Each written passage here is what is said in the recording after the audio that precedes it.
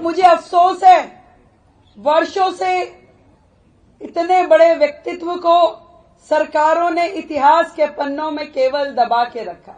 हम पूरा पखवाड़ा चलाएंगे और अपने हर एक स्कूल में उनके जीवन परिचय का असेंबली करेंगे, बच्चों को ज्ञान देंगे, बच्चों के बीच में अनेक प्रकार के कार्यक्रम करते हुए हमारे लाखों बच्चों को बाबा साहब के जीवन से प्रेरणा मिले, इसके लिए सरकार काम करेगी। भारत माता की वंदे वंदे वंदे।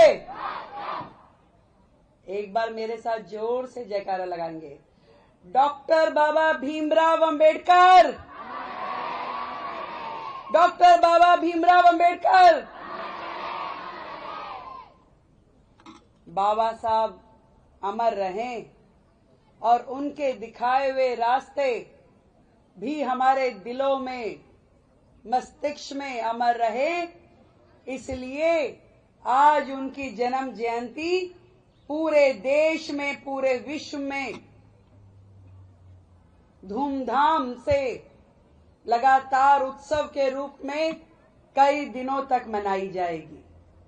ये उत्सव पूरे देश में रोजाना चल रहे हैं और कल का दिन तो अत्यंत भव्यता से पूरा देश मनाएगा। अगर बाबा साहब को भारत का भाग्य विधाता, भाग्य लिखा उन्होंने भारत का, नहीं तो ये 140 करोड़ लोगों का देश इतनी आसानी से, इतनी सुलभता से, इतनी इंटीग्रिटी से, मेल मिलाप, प्रेम प्यार से चल ही नहीं पाता। न जाने कितने ही देशों का संविधान पहले उन्होंने पढ़ा और फिर भारत का संविधान रचा और ऐसा संविधान बनाया जिसमें किसी त्रुटि होने का कोई इसमें अंदेशा ना रहे। पूरे विश्व के संविधानों को मिला के एक सुंदर, सर्वव्यापी, सर्वस्पर्शी यदि किसी का संविधान है तो वो भारत का है, जिसकी उपयोगिता आज भी है और आज से 100 साल बाद भी वैसी ही रहेगी। हम सौभाग्यशाली हैं, नहीं तो कोई कसर नहीं छोड़ी थी भारत के आक्रांताओं ने भारत को लूटने के लिए या यहां रूढ़िवादी बनाने के लिए। किस तरीके से समाज गर्त में जा रहा था। ये छोटे छोटे बच्चे क्या समझेंगे जाति प्रथा, समाज की कुरीतियां, परंतु उन्होंने जो किया, एक एक विषय को स्पर्श करते हुए देश कैसे आगे बढ़े, हर नागरिक के अधिकार से लेकर कर्तव्यों का वर्णन। और मुझे अफसोस है, वर्षों से इतने बड़े व्यक्तित्व को सरकारों ने इतिहास के पन्नों में केवल दबा के रखा। आज भी राजनीतिक पार्टियां, मैं देखती हूं, केवल उनके नाम से राजनीति करती हैं और किसी विशेष वर्ग को ये दिखाती कि देखिए हम आपके साथ खड़े। बाबा साहब किसी एक जाति या वर्ग के नेता नहीं थे, वो महानायक थे और वो पूरे देश के हर एक व्यक्ति के, हर एक यहाँ के जन सामान्य के महानायक होने के नाते आज मैं उस पुण्य आत्मा को प्रणाम करती हूँ। वो हम सब के नेता थे। उन्होंने जो किया देश के लिए, हम सब के लिए, उसे कोई भुला नहीं सकता।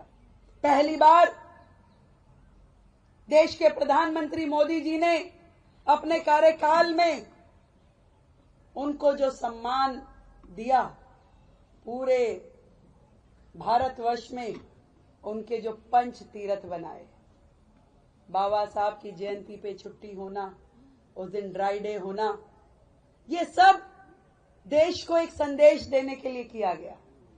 और न जाने उस शख्सियत के लिए, उनको स्मरण करने के लिए हम सबको भी रोजाना एक कोई नया अच्छा काम अपने समाज के लिए, अपने देश के लिए, मातृभूमि के लिए करना चाहिए। बाबा साहब को अपने दिलों में यदि जीवित रखना है तो हमारे कर्म भी वैसे होने चाहिए। और मैं ये विश्वास दिलाती हूं, दिल्ली सरकार बाबा साहब का जीवन जीवंत करेगी और उनके आदर्शों पे, उनके नियमों पे, उनके समानता के मार्गदर्शन पे काम करेगी और दिल्ली में रहने वाले हर एक व्यक्ति को उनके अधिकार मिले, ये कर्तव्य सरकार का है और उस पे काम करेंगे। सबको समान शिक्षा का अधिकार मिलेगा, सबको स्वास्थ्य का पूरा लाभ मिलेगा। पूरी दिल्ली प्रगति करेगी, देश के साथ ताल में ताल मिलाते हुए बाबा साहब के दिखाए हुए रास्ते पे हम चलने वाले। बाबा साहब को हम केवल बोलेंगे नहीं, बाबा साहब को हम जिएंगे अपने हर कर्म के साथ। हम अपने हर एक्शन में बाबा साहब को जिएंगे। और आज उनकी जयंती पे मैं यही कहना चाहती हूं, समाज इस महानायक को केवल पलकों पे नहीं, अपने जीवन का आदर्श मान करके ये आने वाली जनरेशन, इन्हें मालूम हो कि बाबा साहब ने हमारे देश के लिए, हर देशवासी के लिए क्या किया। हम पूरा पखवाड़ा चलाएंगे और अपने हर एक स्कूल में उनके जीवन परिचय का असेंबली करेंगे, बच्चों को ज्ञान देंगे, उनके जीवन के ऊपर वहां पे लेक्चर होंगे और बच्चों के बीच में अनेक प्रकार के कार्यक्रम करते हुए हमारे लाखों बच्चों को बाबा साहब के जीवन से प्रेरणा मिले, इसके लिए सरकार काम करेगी।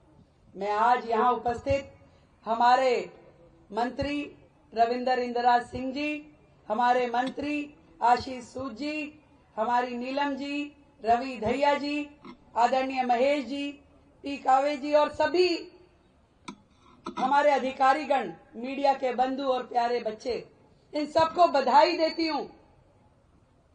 बाबा साहब नहीं होते तो भारत भारत नहीं होता। इसलिए आज उनकी जयंती पे उनको कोटि कोटि नमन और कोटि कोटि प्रणाम। जय हिंद, जय भारत।